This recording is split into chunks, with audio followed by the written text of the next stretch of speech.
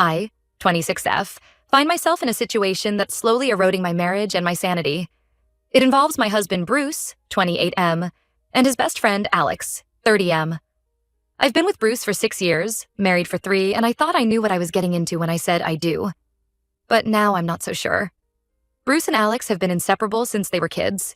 They grew up on the same street in a small town in Oregon, where everyone knew everyone else's business.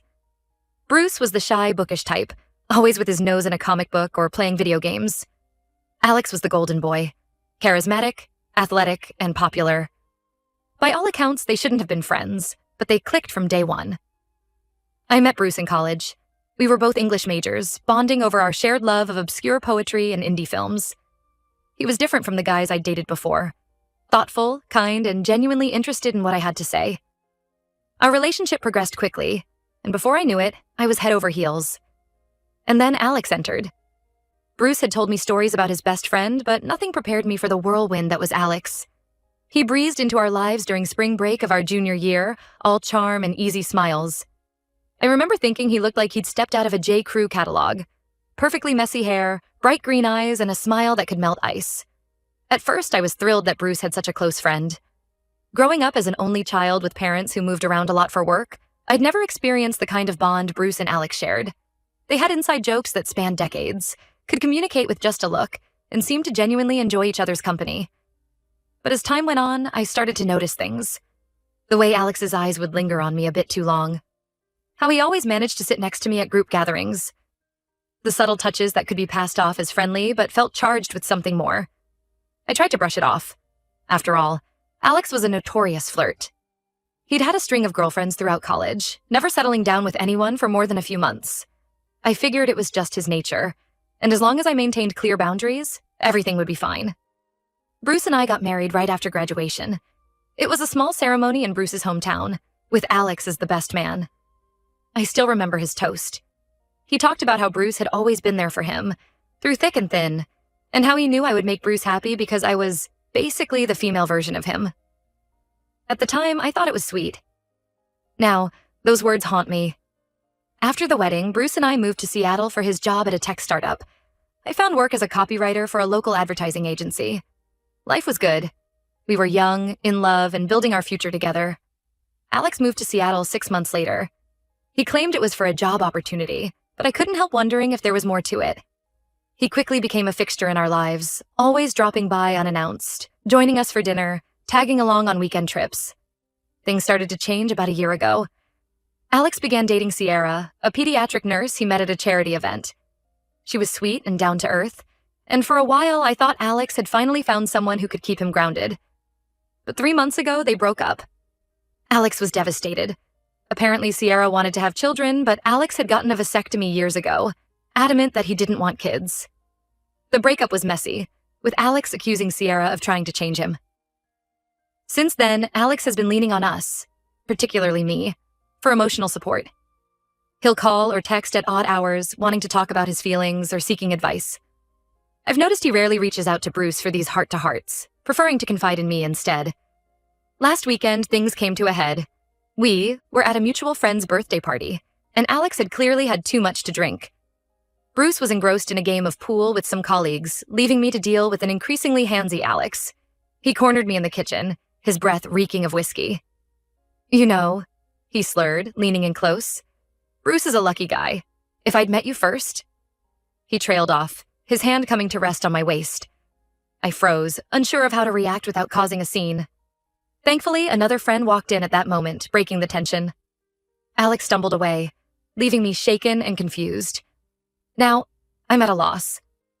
Do I tell Bruce about Alex's behavior? I'm worried it could destroy their friendship, and I don't want to be the cause of that. But I also can't continue like this, constantly on edge around someone who's supposed to be a close friend. To make matters worse, we have a camping trip planned next month, just the 3 of us. It's an annual tradition that started back in college, but the thought of being isolated in the woods with Bruce and Alex for a whole weekend fills me with dread. I love Bruce with all my heart, and I value the friendship we've built with Alex over the years, but I'm starting to feel like I'm caught in the middle of something I never asked for. There's a part of me that wonders if I'm overreacting. Maybe Alex is just going through a rough patch and needs support. Maybe I'm reading too much into innocent gestures. But then I remember the look in his eyes at the party. the weight of his hand on my waist. And I know in my gut that something isn't right. I've thought about talking to Sierra, Alex's ex, to get her perspective, but I'm worried that might be crossing a line. Plus, I don't want to drag her into this mess if I'm just imagining things. Bruce has always been somewhat oblivious to social cues. It's one of the things I love about him, his innocent, trusting nature. But now I find myself wishing he were more perceptive. Maybe if he noticed Alex's behavior, I wouldn't have to be the one to bring it up. I'm lost and could really use some advice. How do I navigate this minefield without blowing up my marriage or my husband's most important friendship? Should I confront Alex about his behavior? Or do I need to have a serious conversation with Bruce about setting some boundaries with his best friend? I feel like I'm walking a tightrope, and one wrong move could send everything crashing down. Any insights or experiences would be greatly appreciated. Update 1. It's been a month since my original post, and I wish I could say things have improved. Unfortunately, the situation has only become more complicated and distressing. First, I want to thank everyone who responded to my original post. Your advice and support gave me the courage to have a conversation with Bruce about Alex's behavior. It didn't go as well as I'd hoped. When I brought up my concerns, Bruce was initially dismissive. He laughed it off, saying, "That's just how Alex is. He's a friendly guy." When I pressed the issue, describing some of Alex's more inappropriate actions, Bruce's demeanor changed. He became defensive, accusing me of misinterpreting things, or worse, encouraging Alex's attention. "Maybe you're the one who's developing feelings for him," Bruce snapped. "Is that why you're suddenly so obsessed with his behavior?" I was stunned. I've never given Bruce any reason to doubt my loyalty, and his accusation hurt deeply. We argued for hours, with Bruce vacillating between dismissing my concerns and accusing me of impropriety. By the end of the night, we were sleeping in separate rooms, and the tension in our house was palpable. The next day, Bruce apologized for his outburst, but I could tell he still didn't fully believe me. He suggested that maybe I was just feeling insecure because of how close he and Alex are. It felt like he was gaslighting me, making me question my own perceptions. Despite my misgivings, we went ahead with the camping trip as planned. I hoped that being in a neutral environment might help clear the air. I couldn't have been more wrong. The first night around the campfire started pleasantly enough. We roasted marshmallows, shared stories, and for a while it felt like old times. But as the night wore on and the beer flowed freely, things took a turn. Alex, emboldened by alcohol, became increasingly flirtatious. He kept finding excuses to sit next to me, his thigh pressing against mine.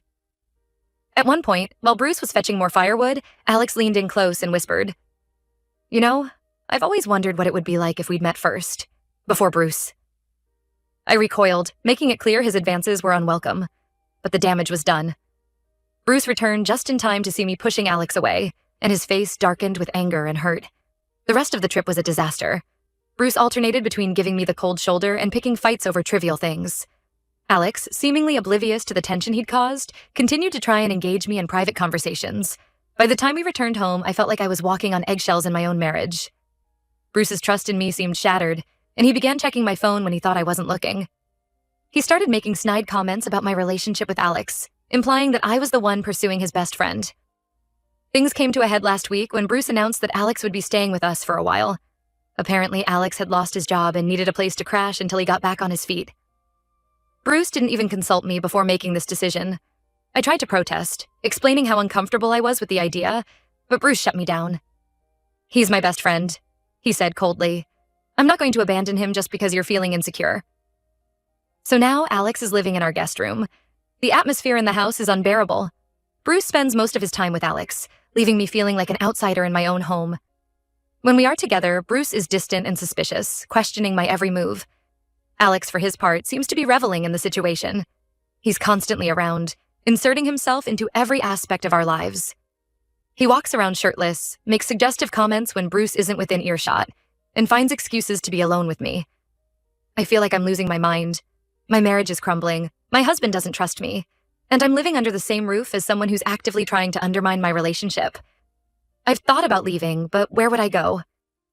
Bruce and I moved to the city for his job, and all our friends here are really his friends. I feel isolated and trapped. I don't know what to do anymore. How did things spiral so out of control? How do I fix this mess when my husband won't even listen to me? I'm starting to wonder if there's any way to salvage my marriage, or if I'm fighting a losing battle. Any advice would be greatly appreciated. I feel like I'm drowning and I don't know how much longer I can stay afloat. Update 2. It's been 2 weeks since my last update, and I'm still reeling from everything that's happened. I want to thank everyone who reached out with support and advice. Your words gave me strength when I needed it most. The situation with Bruce and Alex continued to deteriorate. Living under the same roof as Alex became unbearable. He grew bolder in his advances, often cornering me when Bruce wasn't around. I felt like a prisoner in my own home, constantly on edge and afraid to be alone. Bruce's behavior didn't improve either. He became increasingly paranoid, accusing me of sneaking around with Alex behind his back. The trust between us was completely shattered. One night, after a particularly nasty argument, Bruce stormed out of the house. He didn't come back until the next morning, reeking of alcohol and refusing to tell me where he'd been. I knew I couldn't continue living like this. I reached out to my sister, Emma, who lives a few hours away. I confided in her about everything that had been happening. She was horrified and immediately offered me a place to stay. The day I decided to leave was both the hardest and easiest of my life. I waited until both Bruce and Alex were out of the house. I packed a bag with essentials, wrote a note explaining that I needed some time away to think, and left my wedding ring on the kitchen counter. As I drove away, I felt a mixture of relief and heartbreak. I've been staying with Emma for the past week, trying to process everything that's happened. Bruce has been calling and texting nonstop, alternating between angry accusations and tearful pleas for me to come home. I've blocked Alex's number entirely. Yesterday, I received a call from an unknown number. It was Sierra, Alex's ex-girlfriend. She had heard through mutual friends about what was happening and wanted to talk. What she told me left me stunned. Apparently, Alex has a history of pursuing his friends' partners.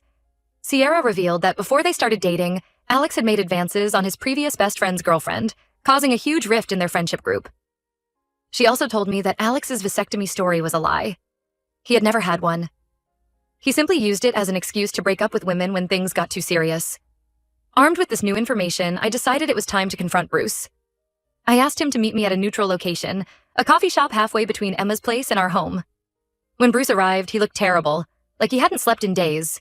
Before he could say anything, I laid out everything I knew. Alex's history, his lies, and his persistent harassment. I told Bruce about all the times Alex had made me uncomfortable, the things he said and did when Bruce wasn't around. To my surprise, Bruce broke down. Through tears, he confessed that he had suspected something was off with Alex for a while, but didn't want to believe it. He admitted that his accusations and paranoia stemmed from his own insecurities and fear of losing me. Bruce revealed that the night he didn't come home, he had actually confronted Alex about his behavior. Alex had denied everything, gaslighting Bruce and playing on their years of friendship. Bruce, confused and hurt, had spent the night driving around, trying to sort out his feelings. We talked for hours, laying everything out on the table. Bruce apologized profusely for not believing me, for letting his insecurities cloud his judgment, and for putting our marriage in jeopardy. He told me he had kicked Alex out of our house the day after I left, finally seeing through his manipulations. I'm still processing everything. While I'm relieved that Bruce finally believes me, I'm hurt that it took me leaving for him to see the truth. The trust between us has been severely damaged, and I'm not sure if it can be fully repaired. For now, I'm staying with Emma. Bruce and I have agreed to start couples counseling to work through our issues. We both recognize that we have a long road ahead of us if we want to save our marriage. As for Alex, Bruce has cut all ties with him.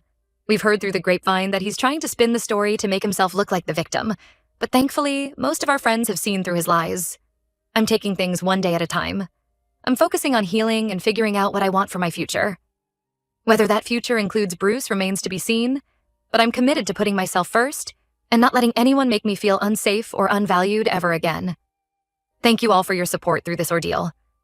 Your advice and kind words have been a lifeline during the darkest moments. I'll update again when I have more clarity on where things stand.